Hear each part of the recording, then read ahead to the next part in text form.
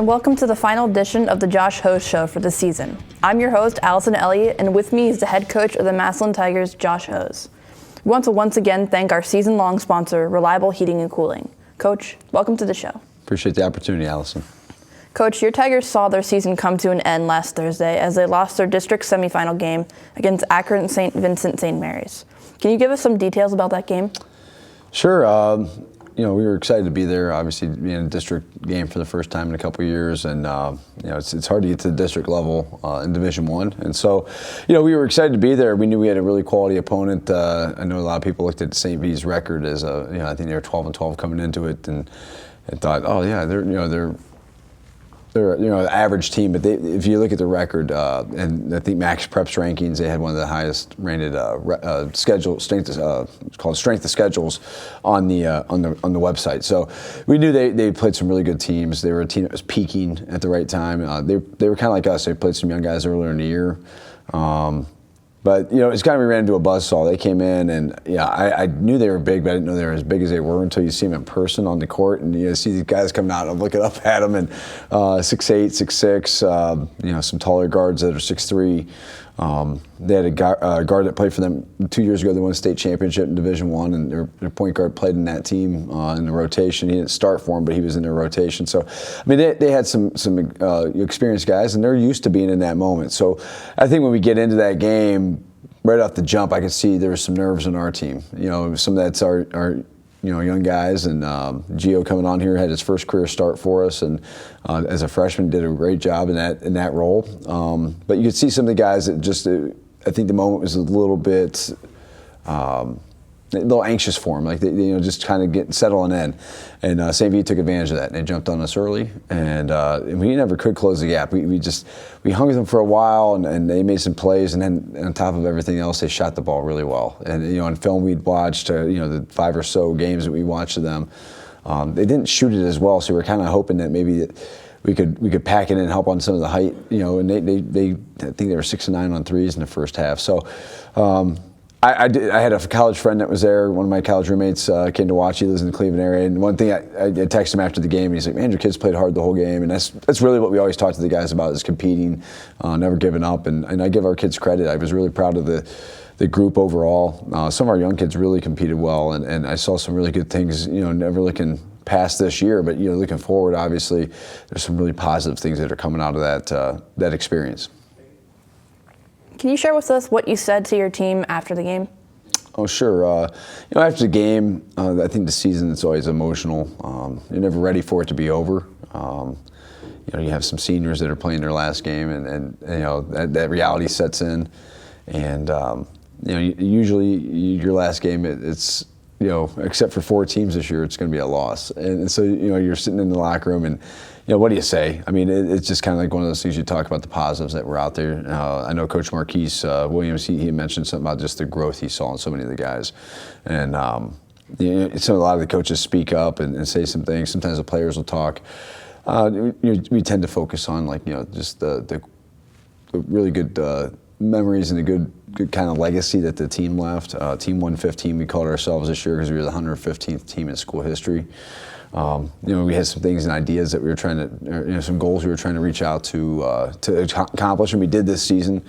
We talked about, winning 15 games is a big accomplishment. Getting to beating some quality wins, and I think we saw 3 teams that we beat this year win district titles this past weekend. So, there's a lot of positive things that we focused on in that talk, and you celebrate your seniors, and so we talked about Logan, we talked about Mav, and the contributions they made to the team and to the program, and it's always a tough talk, because you're just never ready for it to be over. When you look back on this season, what will you remember the most about this team and the season? That's a good question. Really, this team, we just talked about the legacy that Team 115 had, and our theme this year was uncommon because we were playing a little differently. We were trying to do something different than we've done in the past. We were pressing, we were running, we were doing some things that we have never done before. So that was like being uncommon, doing something differently than in the past. And so I think that was one of the things that stuck out to me is those kids really took on that and we had some games where we just looked really good doing it, and we had some games where it didn't look so good doing it, and that's probably a lesson learned as a coach at, how to move forward, like maybe, blending some things that did work and didn't work, and you're experimenting and learning each year. But I think 115, that team this year, they're just, they had a great trip over to Indiana. We had a lot of fun doing that. We had some big wins at home. We had some tough losses. You remember all those things. I think the losses stick with you more than the wins. But my favorite thing about this team is just I think the grit and the resiliency they showed. Every time I felt like we were kind of down and out, we'd find a way to get up off the mat and fight and get a big win. And I think the other part of that was like seeing a lot of young kids playing, and I think that's a fun thing to look forward to. It gives you some momentum into the off season and to next year. It's like there's a lot of guys coming back that really learned a lot and grew a lot this year. So I enjoyed that as well as with this team is just seeing the individual growth, but also the team growth. Can you tell us how the district final played out and who advanced from those brackets? Absolutely. So our Division I Northeast district, there were 6 teams that advanced, and there were 6 different districts. So when people ask why we're playing in Lakewood, that's because we jumped in that particular district. In our district, St. V lost to Garfield Heights, who was I think they were the number 2 or 3 overall seed. And, they were really, I think they lost 1 game this year. We watched them the night before we played. They were large. They were bigger than St. V. So, we knew that was going to be a good game. We saw Glen Oak advanced, upset Louisville, and that was a great game. Akron Hoban won at the buzzer. Cleveland St. Ignatius won, who's the number 1 overall seed. And I'm trying to think here. Brunswick upset St. Ed's in overtime. It was a great game there. And there's one other team that advanced, and I'm going blank. Oh, Jackson. Jackson upset Menor up there in Euclid. So, and another great game. So six teams advanced on. Obviously, some upsets, some teams that you kind of figure would get out, and that happens this time of year. And it'll be interesting to see how those games advance moving forward. In a moment, we'll meet a Tiger player, but first, this word from Reliable Heating and Cooling. Everything that goes into a Lennox system is engineered for absolute comfort. Like the parts that create your perfect temperature and humidity, or the parts that purify the air. Together, all these parts save you up to half off your heating and cooling bills. And there are few things more comforting than that. The future of home comfort is here now at Reliable Heating and Cooling. Get the latest innovation and technology at Reliable. Lennox. Innovation never felt so good. Thanks to Reliable Heating and Cooling, and welcome back to the Josh Hose Show. Our Tiger player joining us this week is freshman forward Gio Jackson Jr. Gio, welcome to the show. Thanks for having me. Gio, how old were you when you first learned the game, and do you remember who taught it to you? Yeah, I was like 3 years old, and my dad taught it to me. In what areas of your game did you work on the most since the end of last season? I worked on a lot of shooting and dribbling and stuff like that. As a freshman, you played a lot of minutes for the varsity. What did the coaches tell you before the start of the season about what your role might be on this team? They were telling me not to be so hard on myself because I am a freshman, and that they weren't expecting like a whole bunch, but they knew what I could do. What are some of the things you liked most about being on this Tiger team? I like how it's like a family, and we hang out a lot outside of basketball, so it was pretty fun. Do you have a nickname? Yes, I do. What is it, and who gave it to you? My nickname is Gio, and my mom gave it to me when I was born. My real name is Giorgio, so they just took it out of my real name. And finally, what personal or team highlight this season stood out for you? My favorite part of the season is when we went to Indiana over Christmas break. Thanks for joining us, Gio. Coach Hose will rejoin the show when we return after this timeout.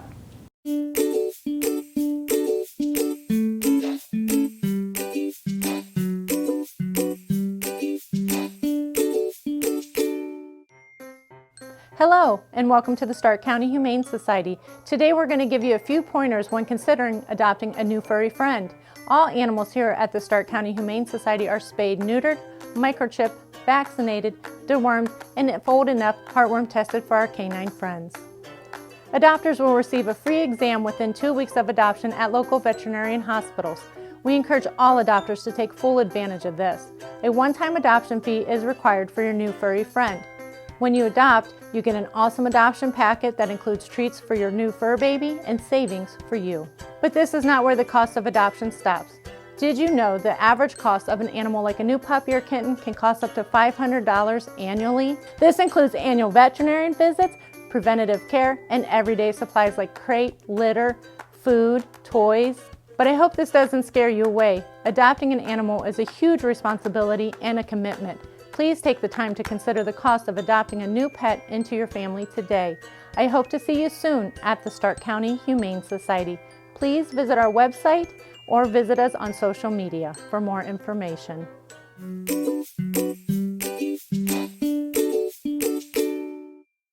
Welcome back to the Josh Hose Show. Coach, we just spoke with freshman forward Gio Jackson Jr. in our last segment. Before the start of the season, what were your expectations for Gio, and in what ways you thought he might contribute to the varsity team? That's a good question. Gio was a kid we knew coming out of middle school that he was very talented. And sometimes that's really hard to translate to a high school level, because having a kid that plays 8th grade this year, seeing those games, it's way different than what the varsity level looks like. As far as the size of the opponent and intensity of the game, length of the game, et cetera. So we knew Gio was going to be able to maybe contribute a little bit, but we didn't know how much. And then we saw him in the summer. He came around a lot and was around our team a lot. Summer leagues and stuff like that. So we got to see, okay, he can hold his own at this level. But again, you don't know, is that a couple minutes at, a major role on JV, a couple minutes at varsity, et cetera. So, that early part of the season, he really showed some promise, and some of the scrimmages and those type of opportunities, he really took advantage of it and playing against bigger kids. And we just kind of went into the season really looking at Gio like, okay, we'll kind of play it by ear. And I think he did a typical thing with freshmen where he really came on and played some big minutes in some games. And in other games he didn't, play as many. He just depended on opponents. I think he had a huge game against Youngstown Ursuline, one of the best teams we played on our schedule, and really helped contribute to a big home win there. And then he kind of just went through that mid-season lull that young kids will go through. He didn't play bad. He just his role was a little different. But then at the end of the season, he was outstanding for us down the stretch here. He played really big against Glen Oak and McKinley.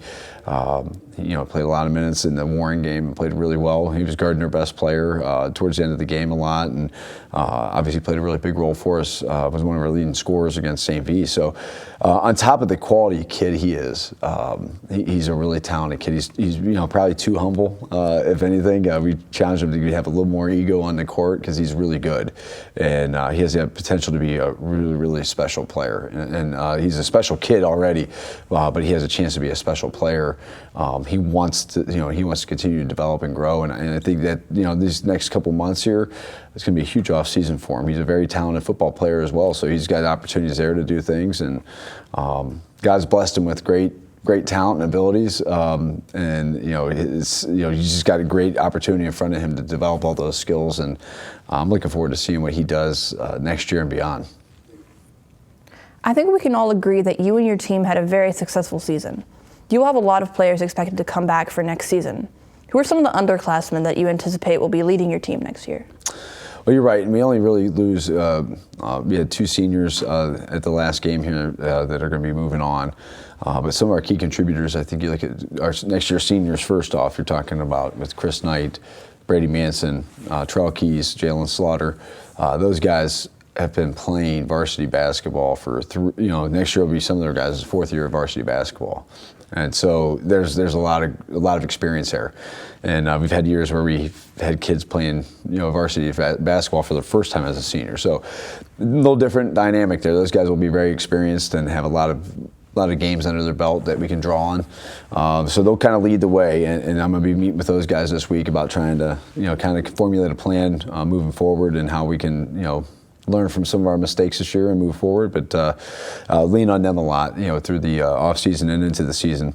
Then our sophomore class coming up, we got Isaiah Lamb, and Jadis Thigpen. Two guys that played a lot of minutes. Isaiah kind of in that backup point guard role, Jadis in the starting point guard role. Seeing some growth out of them. Jadis was our second leading scorer this year. He did some really good things for us. Him and I have talked about things he needs to improve to get his game to that next level, but he has, just unbelievable talent and ability. Isaiah is a really smart basketball player. I see him doing some really good things for us. He's a great defender, distributor, can score it when he needs to. So, I think he's going to take a big leap. That sophomore year is really, it's tough to crack the lineup there, especially with the amount of guards we have. And so I think he got some valuable minutes this year, averaged like 8-9 minutes a game. And then our freshman group that, really it's hard to get on the court as a freshman, but, you see, we just talked about Gio, Xavier Williams, who, had the game winner against Warren for us. He had, I think he was one of our leading scorers on Thursday night against St. V. Really came on strong towards the end of the year and showed a lot of promise. Really good defender as well. Can handle the ball, can shoot it. So Xavier is a guy we're really banking on. And then Braylon Gamble is a kid that played really well in our last game against St. V. He showed some minutes, showed some promise in some minutes in the big games. I thought he played really well against Louisville. Spot minutes against Perry when he got kind of thrust into a varsity role with some illness. I think McKinley, he had some spot minutes that he played really well. And Glen Oak, he had like a minute, but I told him that was a confidence builder because he was thrown in there. He had some really good practices towards the end of the year. Did some really positive things for us. So that's a big group, as I look forward. And I know there's some guys there that kind of are on the fringe that we didn't talk about. I'm just going through the guys that were our varsity experienced guys that would be moving forward. Really looking forward to seeing that group kind of lead the way next year, and hopefully we can draw off that experience they drew this year through success and failure, and kind of lead this team into Team 116. The WHS-SAA announced a while back that the boys basketball divisions are going to expand starting next season. Tell us more about that and how the news will impact your program here at Massillon. Yeah, so we've been talking about that for a while, and I know it's been passed. A lot of us coaches voted for it, and so with football, there's 7 divisions. A lot of sports like baseball, basketball, there's been 4 divisions, and some other sports there may be 3 or 2, depending on the size of the sport.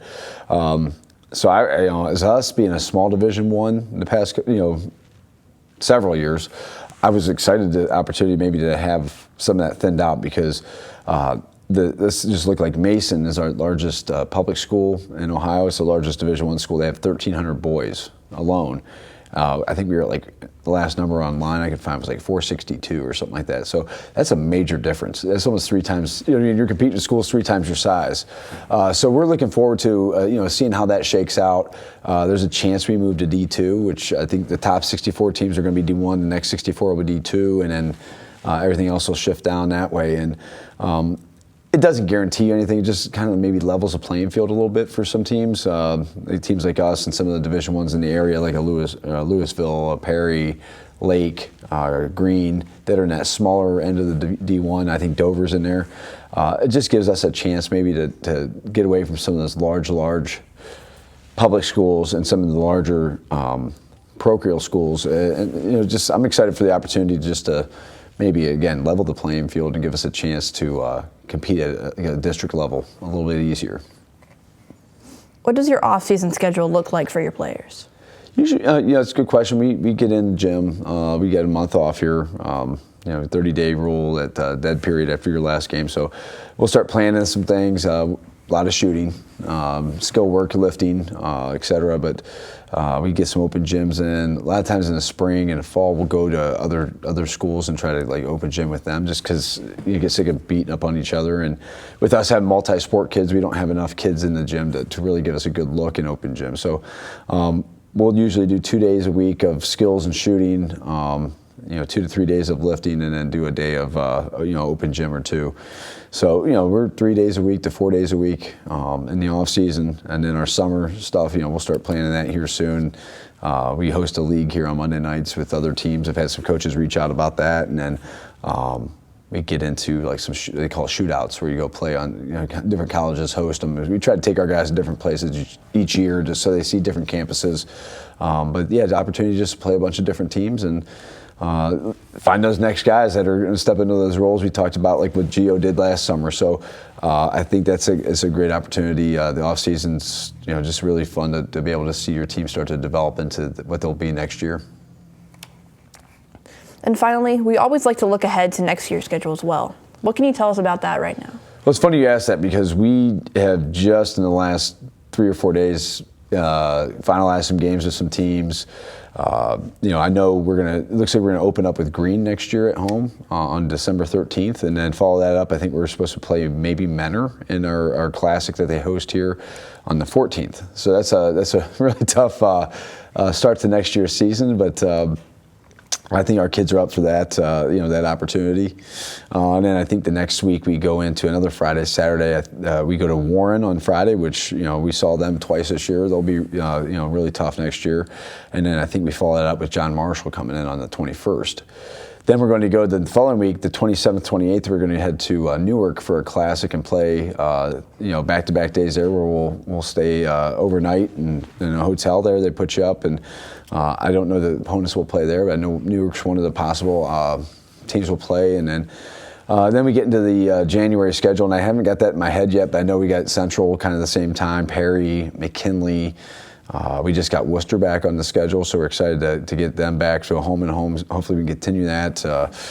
I'm trying to think who else is in that stretch. Perry, McKinley, I said. Then we got Ashland, we go on the road. We play Lake late in the year. So we got about 15 games, I counted it last night, out of our 22, and I'm still waiting on a couple of games. I'm hearing back from some teams.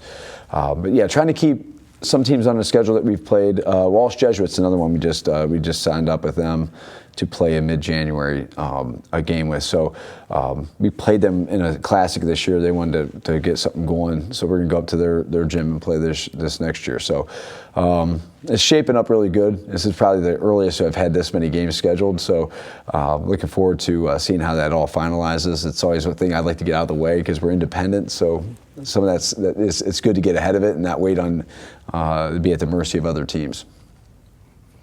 Thank you, Coach. You're welcome. And that'll do it for the final edition of the Josh Hose Show for the season. We want to thank our season-long sponsor, Reliable Heating and Cooling. Thanks again to Coach Hose and freshman forward Gio Jackson Jr. for joining us on the show.